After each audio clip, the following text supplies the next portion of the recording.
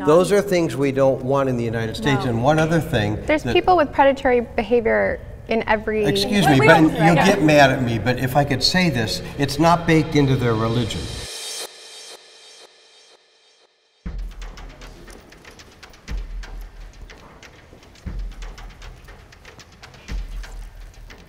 Trump supporters, can I have you over there? My immigrants, can I have you in the other light?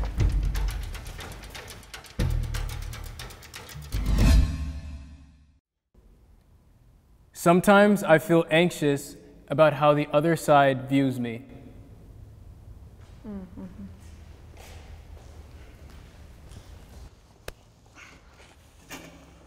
So it's not necessarily about the idea of immigrants, but I'm Muslim, and there can be a lot of directed aggression from Trump supporters that I think I felt and other people in my Muslim community have felt.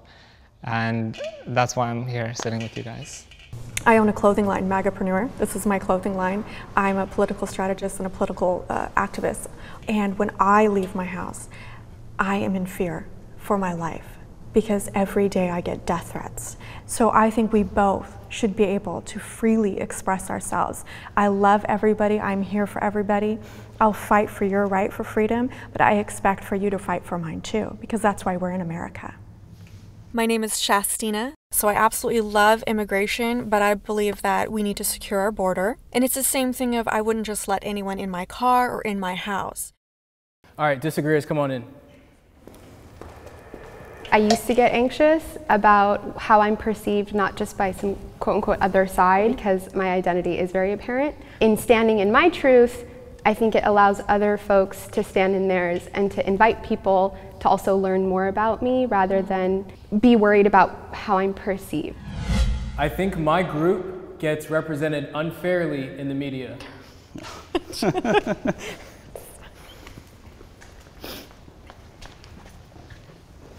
Well, I'm a Mexican, and I hesitated because when Trump said that things about Mexicans being criminals and all that, I didn't take it personal because I'm not that. So I was like, that does not represent me. Like, I don't take things personally either. So that's why I hesitated, but then I'm like, I am not only one Mexican individual who's an immigrant.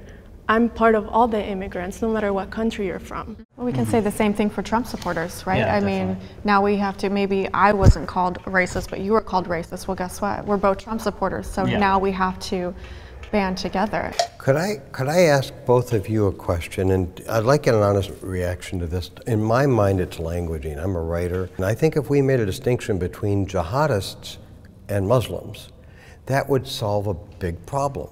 That's plausible, and I think a lot of that goes into really the realm of how much people really are interested in understanding that kind of diversification and allowing the community that does know that really, I don't know, take the lead and initiative and show other people what that's about. I feel threatened by this presidency. Oh, that's interesting. When President Trump got elected as president, I was scared, even though I had not a reason to be because I'm legal here. Power becomes scary in hands of a monster. Power becomes scary in hands of ignorance. And I'm scared about my people, and not only, like I said, the Mexicans, all the good, hardworking immigrants. Yeah, I think the election night was when I felt alarmed. I've been a community organizer and an activist for 15 years now, right? That night, it felt like a slap in the face to all of the work that we have always tried to do in terms of humanizing ourselves. My name is Kifa Shah. I think we realize as immigrants how lucky we are to be here, and that's why we want to create a society that's more welcoming for others to be here. You said it was a slap in the face, and I take offense to that because you're saying you worked so hard, and yet we worked so hard too to elect a president of the United States that we think will enforce the laws, will enforce the United States Constitution. And it wasn't to be racist, or it wasn't to boot you out of the country. And it was to enforce the First Amendment. It's actually to enforce your freedom of speech. I understand why you're scared, but as a white Trump supporter, I am scared of this presidency because I have lost my freedom of speech. I have lost my freedom of religion. I have lost my freedom to wear this shirt in the public just because I have a different political view. Now I'm the enemy in my own country. I think that that's unfortunate that that happened to you, but it's almost like you have some semblance of the reality that people of color live with for centuries here. But I've never seen that. And that's the first time you felt that, right? Right, but I'm just going to let you know that my neighbors are black. I have Muslim neighbors. I have neighbors of all kinds. When we go to the grocery store and I'm picking out yogurt, I'm picking out yogurt who looks like someone just like you. But it doesn't mean that you experience the same thing as me, even though we eat the same yogurt. But nobody in my county treats people like that. It's just not done. I don't think you would be able to say that. I lived in Orange County up until a few months ago. If I'm at a mall or if I'm even at the beach, right, I get a lot of strange stares. I even feel like a lot of people after the election came up to me asking me about my positions, my religion, my identity. So what I'm trying to say is, like, I can actually relate to what you went through, because that, to be honest, is a shred of similarity to what people of color have always felt. And since we came here and when we were born, basically. Sure. I believe in immigration, but I am against illegal immigration. Oof.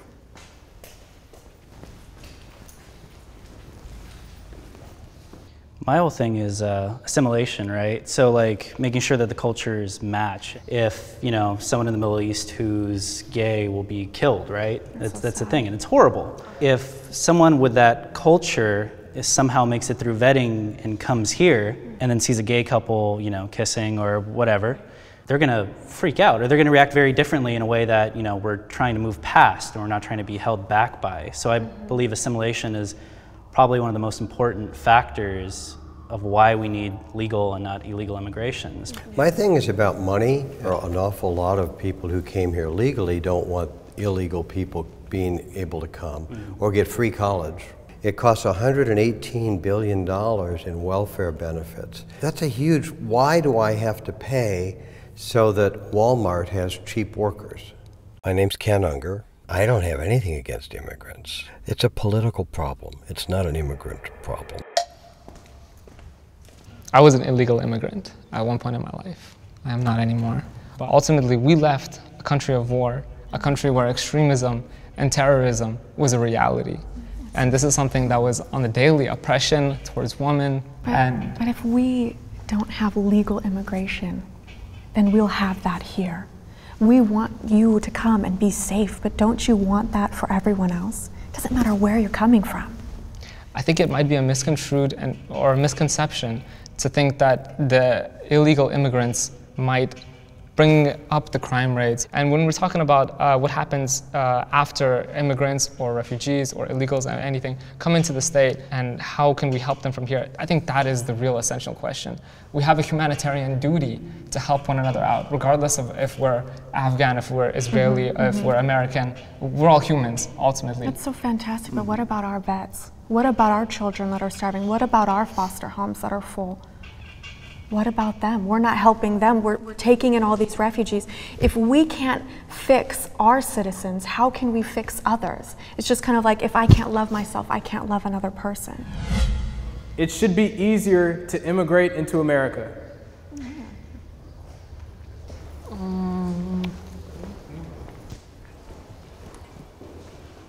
It should be easier. The wait time should be shorter, right? Yeah. But I believe that it's so lengthy not because the process is so extreme. I mean, personally, I think it's so lengthy because it's mismanaged. Yes, I think that, too many hands in the cookie jar.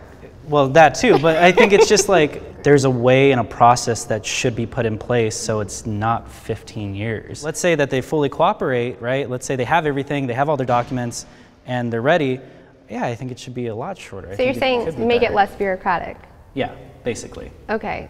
I mean, I think I would agree with that. I just feel like when it comes to Trump, you support the individual, but then the bureaucracy, the administration, all of that is so painstaking and just so inefficient, and all of this, it doesn't really compute for me. So I think I'm Well, we've only been in there a year, right? For me, yeah. I mean, and we have so many changes that we want to make. So let's talk about a couple of policy things. What about the Muslim ban or the travel ban? The travel ban to me was more of a, well, it was something It that was was created Obama's by Obama ban. anyway. So but it was enacted But it by was Trump. enacted by Don't get me Trump. wrong. I agree with the travel ban, right? And I agree with refugees.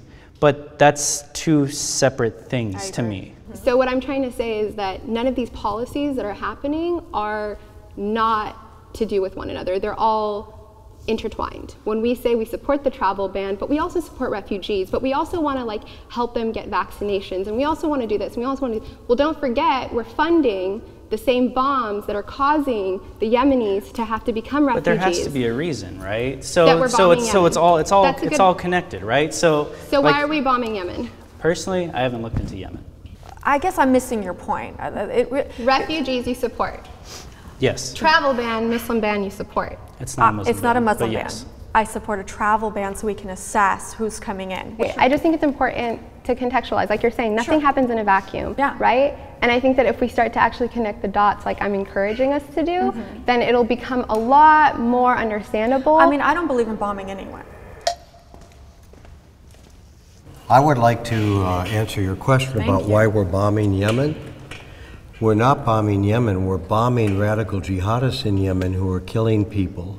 That's why we're bombing parts of Yemen selectively to kill people who are doing terrible, terrible things. And there's a tremendous amount of rape happening in England, taking these little girls, grooming them because they feel they have the right to do it. We don't want that here. Absolutely not. Those are things we don't want in the United States. No. And one other thing. There's people with predatory behavior in every... Excuse me, we don't want it everywhere. We don't want it anywhere. If I could say this, and Exactly. you'll get mad at me, but if I could say this, it's not baked into their religion. There are 109 passages in the Quran where people are told to kill infidels and Christians and Jews. There's nothing like that in our Bible or in the Bhagavad Gita or in anything Buddha taught or any other religion I'm aware of in the world. Until people renounce those values, then they scare me.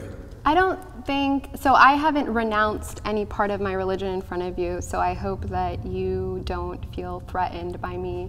So I'm not sure what you mean by that, and I won't renounce any part of Islam. The point that I'm trying to make is that you didn't really answer the question. No, he did. He said the reason why we're bombing Yemen is to save the people. Because I'm assuming that in Yemen we've got some bad guys in there. And the reason we want a travel ban is to keep out people like that. Guys, remember, this is a video about Trump and immigrants. We're mixing too much the religion, well, I think the when race. it comes with the travel ban, yes, it brings yes, in but the you religion. shouldn't question somebody's religion. I am very religious, very religious. Sure. And I'm not putting anything about my religion in here. I'm here to talk about me as an immigrant. You guys are here to talk about Donald Trump, like supporting him. Sure. And yes, I've learned a lot. Like, you guys are human too. You have values.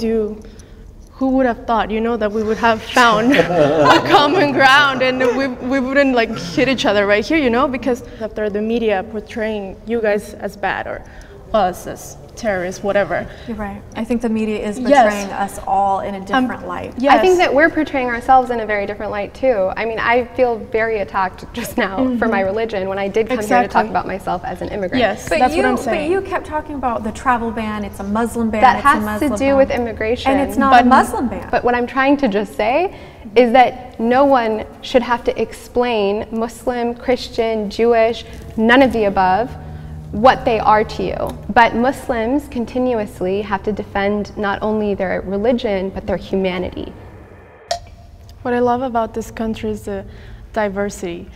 I just, when I came here from Mexico, I just love how there was different religions, different colors, different people. Like, it's amazing. It's beautiful. And I don't understand how empty of a human you have to be to discriminate someone just because of their looks. Ignorant to assume. It's these pre-programmed thoughts in our head from just media, is what I believe, just blowing things out of proportion, just consistently, just the outlook on minorities or the outlook on people in certain situations is just bad. Once you humanize someone when you're having a conversation, and I look past, you know, whatever these biases that people try to enact on me, right? Or that I see, and I start looking at you as a person and I start listening to what you're saying, you really realize that it's not that different. I mean, we have different situations, we have different information, but we're all trying to do the best that we have. I think the real interesting aspect that I guess a lot of discrimination is really about is taking this general idea of a phenomenon where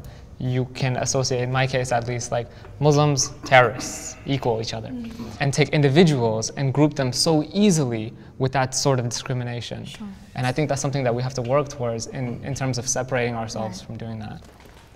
Thank you, everybody. I appreciate you all. Thank you. I'm gonna give you. All right. That was a great discussion. It was good. Bye. Okay. Nice to meet you. Hey guys, thanks for watching that episode of Middle Ground. My name is Taylor. My name's Dan. Please leave us a comment and let us know your thoughts on this topic.